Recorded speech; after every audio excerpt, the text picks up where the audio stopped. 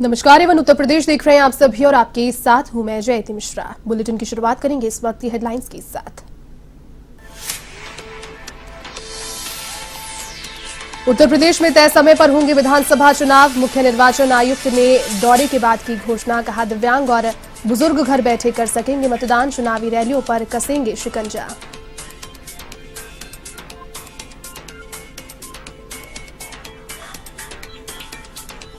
मुख्यमंत्री योगी ने महाराजगंज, पीलीभीत और गोरखपुर में किया योजनाओं का शिलान्यास एवं लोकार्पण। पूर्ववर्ती सरकारों पर साधा निशाना। कहा, भ्रष्टाचार और गुंडागर्दी को किया खत्म। जेसीबी चलाकर निकाल रहे हैं 2 नंबर का पैसा।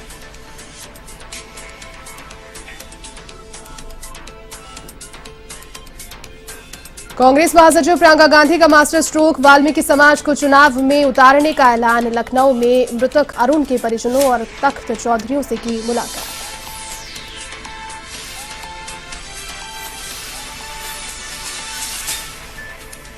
हरदोई के सांडी बाजार में मामूली कहासुनी ने लिया विवाद का रूप। सरेआम हुई फायरिंग से फैली दहशत। गोली लगने से व्यापारी की मौत, 2 गिरफ्तार।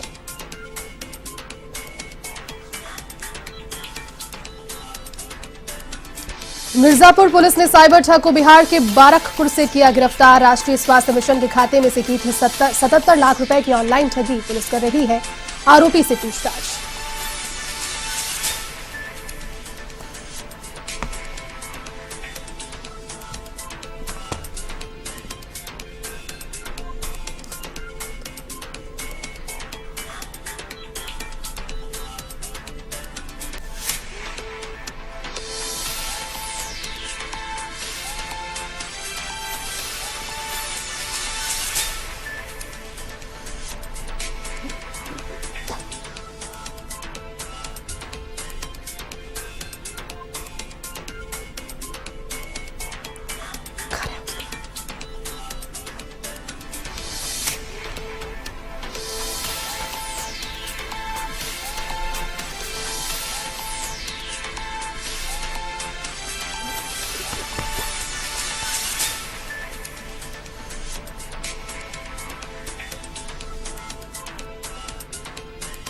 चलिए अब खबरें विस्तार से। केंद्रीय गृह मंत्री अमित शाह अलीगढ़ के दौरे पर रहे, जहां उन्होंने जन विश्वास रैली को संबोधित किया। जनसभा को संबोधित करते हुए अमित शाह ने अखिलेश यादव पर जमकर निशाना साधा। उन्होंने कहा कि सपा की सरकार में 700 दंगे हुए, लेकिन आज योगी सरकार में दंगाइयों की आंख उठाने की हिम्मत नहीं हो रही है।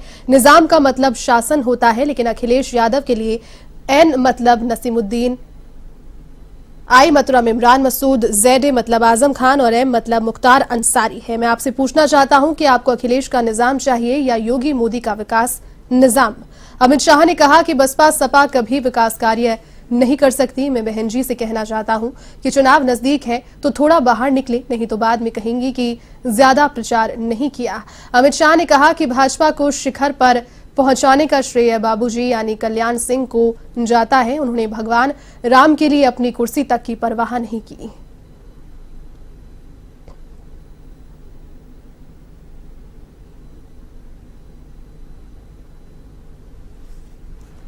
प्यारे भाइयों, बहनों, माताओं और मेरे जिगर के टुकड़े जैसे युवा मित्रों, सबसे पहले तो मैं आप सभी का 2 हाथ जोड़कर क्षमा मांगना चाहता हूं कि आज हेलीकॉप्टर देर से उड़ने की वजह से मैं लेट हो गया, देरी हो गई, आपको काफी बैठना पड़ा, इसलिए दोनों हाथ जोड़कर मैं आपसे क्षमा मांगना चाहता हूं। मित्रों, विश्वामित्र की तपस्थली ऐसे अपने अलीगढ़ की ये भूमि, जहां राजा महेंद्र प्रताप के प्रताप से एक जमाने में यहां राष्ट्रीय आंदोलन का एक गढ़ रहा।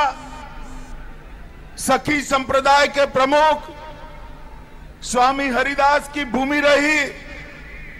प्रसिद्ध कवि नीरज की जन्मभूमि रही और हम सब जिनका हृदय से सम्मान करते हैं ऐसे बाबूजी कल्याण सिंह की भी ये जन्मभूमि रही है।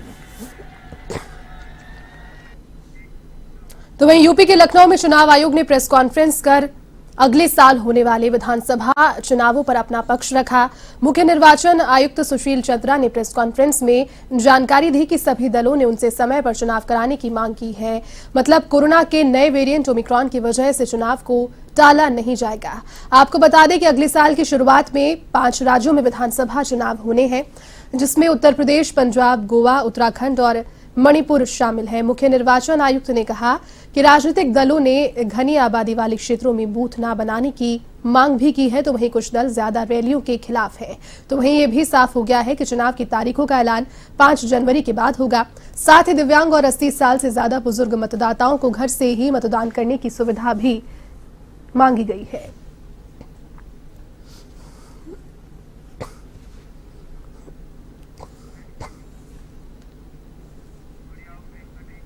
मुख्यमंत्री योगी आदित्यनाथ ने पीलीभीत में विभिन्न विकास परियोजनाओं का लोकार्पण और शिलान्यास किया, जहां पर उन्होंने पीलीभीत को 96 करोड़ की परियोजनाओं की सौगात दी। तो वहीं इस दौरान उन्होंने कहा कि 5 वर्ष पहले अराजकता, दंगा, गुंडागर्दी, भ्रष्टाचार का माहौल था और प्रदेश के युवाओं के सामने उनकी पहचान का संकट था, लेकिन 2017 के बाद से प्रदेश की छवि सुधरी है। प्रदेश में अब गुंडागर्दी नहीं, विकास होता है। तो वहीं आपको बता दें कि पीलीभीत में 250 करोड़ रुपए की लागत से राजकीय मेडिकल कॉलेज का निर्माण भी होगा।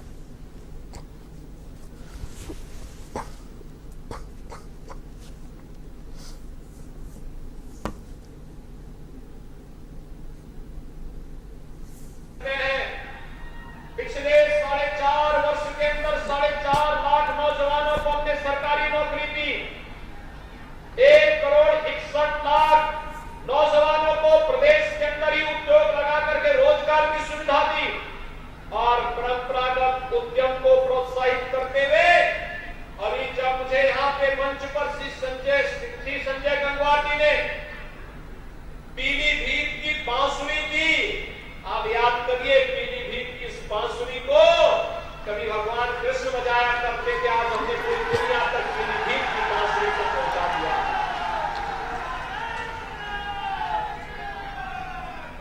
आपकी मुरली को भगवान कृष्ण ने 5000 वर्ष पहले मान्यता दी, लेकिन पिछली सरकारों ने इस मुरली को भी बुला दिया था। और भाइयों बहनों, आज 5000 वर्ष पुरानी भगवान कृष्ण की स्मृति को हमारी सरकार ने एक जनपद एक उत्पाद योजना के माध्यम से फिर से आपकी ब्रांडिंग का एक माध्यम बनाया।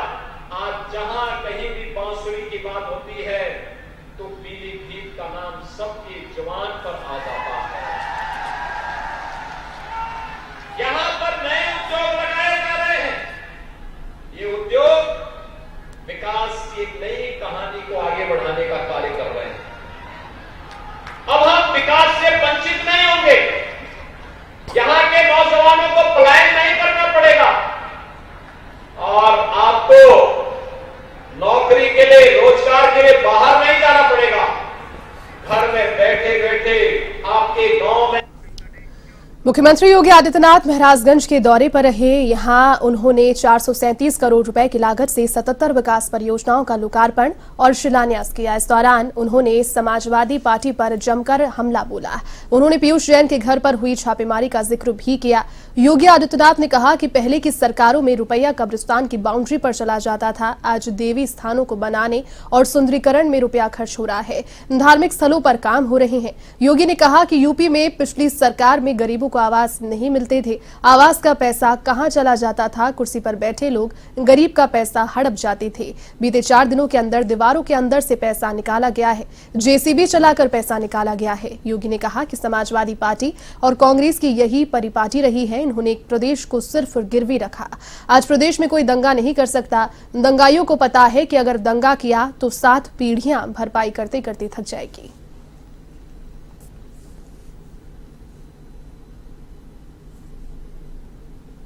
भारतीय जनता पार्टी के जिला के अध्यक्ष श्री परदेसी रविदास जी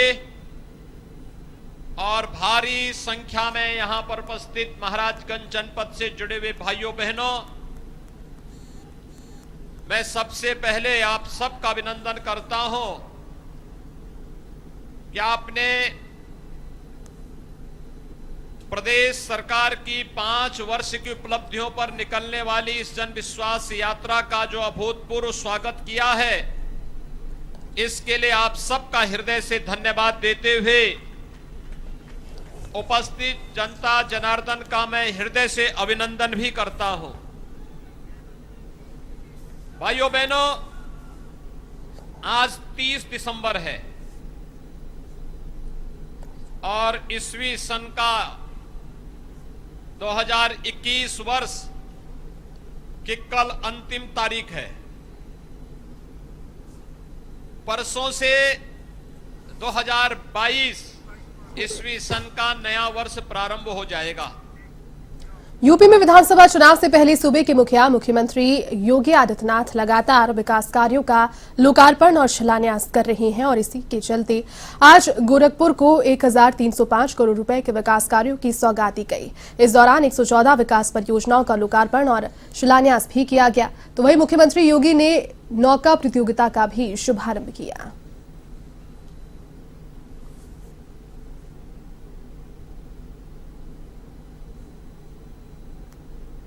वाटर स्पोर्ट्स का भी आज यहाँ पर लोकार्पण का कार्यक्रम संपन्न हो रहा है। तो मैं इसके लिए गोरखपुर के आप सभी नागरिकों को, सभी युवाओं को हृदय से बधाई देता हूँ। इसके साथ ही प्रदेश सरकार ने तय किया है कि हम प्रदेश के हर एक उस स्नातक और प्रास्नातक छात्र छात्रा को टैबलेट अथवा स्मार्टफोन उपलब्ध करवाएंगे। अभी हम लोगों ने लखनऊ में इस कार्यक्रम को 25 दिसंबर से प्रारंभ किया है। उस दिन लखनऊ में 60,000 युवकों को टैबलेट और स्मार्टफोन प्रदान किया गया है।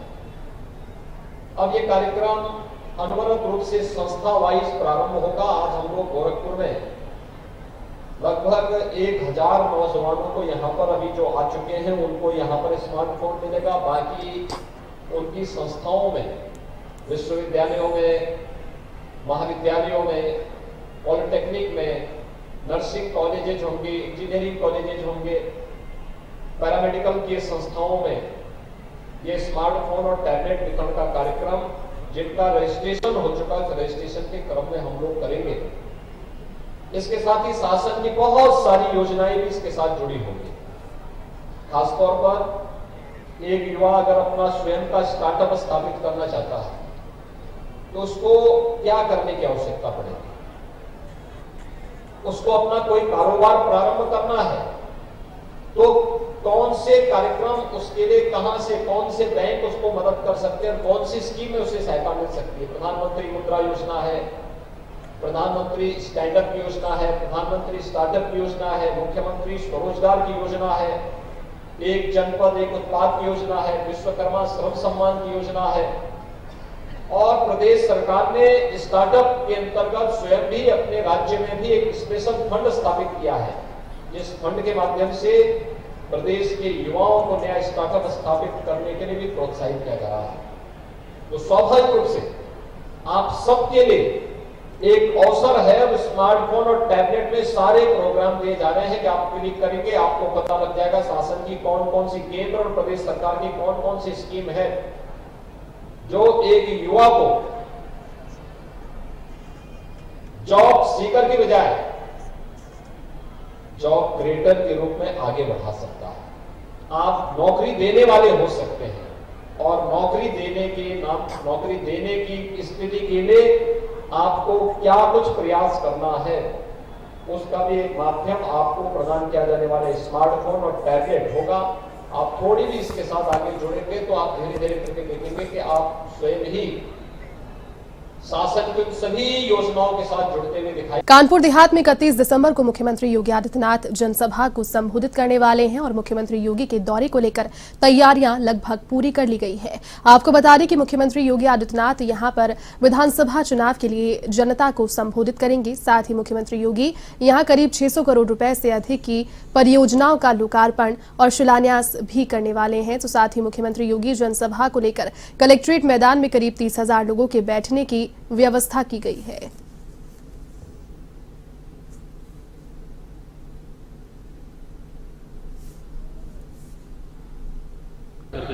कल माननीय मुख्यमंत्री जी का यहाँ भ्रमण कार्यक्रम है, जिसके क्रम में पुलिस व्यवस्था सुनिश्चित की गई है।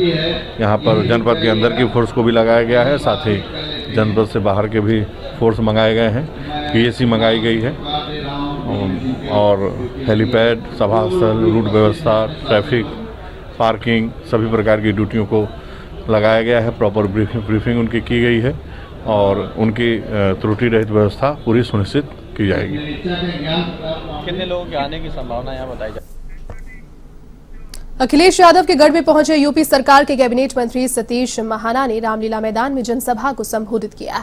इस दौरान उन्होंने अखिलेश सरकार पर निशाना साधते हुए कहा कि पिछली सरकार में जनता अपना वोट तो देती थी, लेकिन सरकार जनता पर ध्यान नहीं देती थी। योगी सरकार में जनता के बारे में सोचती है, हर व्यक्ति तक सरकार की योजनाओं का लाभ पहुंचे, इस पर भी जोर दिया जाता है। साथ ही उन्होंने चाचा भतीजे के गठबंधन को लेकर कहा कि अगर चाचा भतीजे एक होते हैं तो पार्टी अलग अलग नहीं होती, उन लोगों में अभी भी मनमुटाव है। यूपी में 2022 के चुनाव में फिर से बीजेपी की सरकार बनने जा रही है।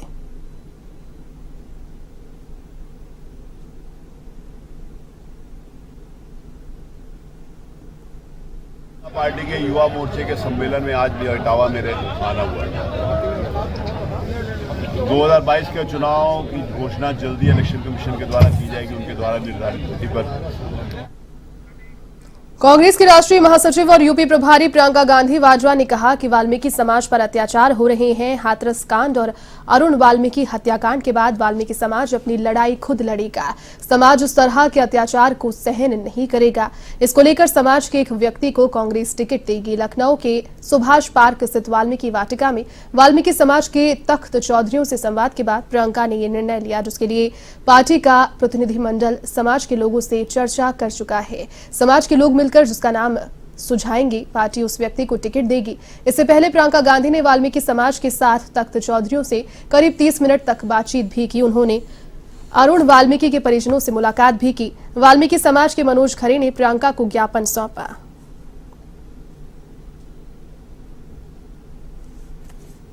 जब अरुण वाल्मीकि जी के साथ जो हुआ और उनके परिवार के साथ जो हुआ, उसके बाद से मेरे दिल में ये बात काफी भारी पड़ी थी। मतलब तो मैं बहुत सोच रही थी कि हम क्या कर सकते हैं ताकि वो समाज, ये समाज के साथ जो अत्याचार हो रहा है बार बार, हाथरस में आपने देखा, यहाँ देखा, तो मैं सोच रही थी कि किस तरह से हम एक ऐसा संदेश भेज सकते हैं कि ये वाल्मीकि समाज अपनी लड़ाई खुद लड़ेगा और मजबूती से लड़ेगा और इस तरह के अत्याचार सहेगा नहीं। तो मैंने काफ़ी चर्चा की है समाज से।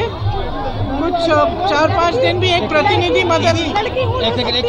प्रतिनिधि मंडल भेजा था कुछ दिनों पहले भी समाज से चर्चा करने के लिए, और मैंने इनसे पूछा है कि यहाँ चुनाव लड़ने के लिए अपने ही समाज से एक नाम मुझे दें जो उनकी तरफ से कांग्रेस का उम्मीदवार बन सके, ताकि एक पूरे प्रदेश में और देश में संदेश जाए कि आपने हमारे साथ इस तरह का अत्याचार किया, हम मजबूती से अपने हकों के लिए लड़ रहे हैं। बातों पर चर्चा की और उनकी बातें बहुत ही अच्छी लगी और उन्होंने कांग्रेस पार्टी के बैनर तले आगे यहाँ से एक प्रत्याशी देने का बात कह के गई हैं। वो समाज के लोगों को नाम देना है, वो अपना प्रत्याशी यहाँ पर घोषित करेंगी और उनका कहना ये है कि यहाँ वाल्मीकि समाज का जहाँ जहाँ उत्पीड़न भाजपा की गवर्नमेंट में हुआ है, वहाँ वाल्मीकि समाज को राजनीतिक तरीके से, लोकतांत्रिक तरीके से हक और अधिकार दिलाने के लिए कांग्रेस पार्टी उनके साथ खड़ी है। यूपी के कानपुर देहात में एक सनसनीखेज मामला सामने आया है। आपको बता दें कि यहाँ बदमाशों ने एक युवक की बेरहमी से हत्या कर दी और हत्या के बाद शव को जलाकर खाक कर दिया। मामला सिकंदरा थाना क्षेत्र के संदलपुर गांव का है। यहां बगीचे में चौकीदारी का काम करने वाले नौशाद की दर्दनाक हत्या कर दी गई। इस घटना की सूचना मिलने पर पुलिस मौके पर पहुंची और शव को अपने कब्जे में लिया। फिलहाल पुलिस इस पूरे मामले की जांच कर रही है।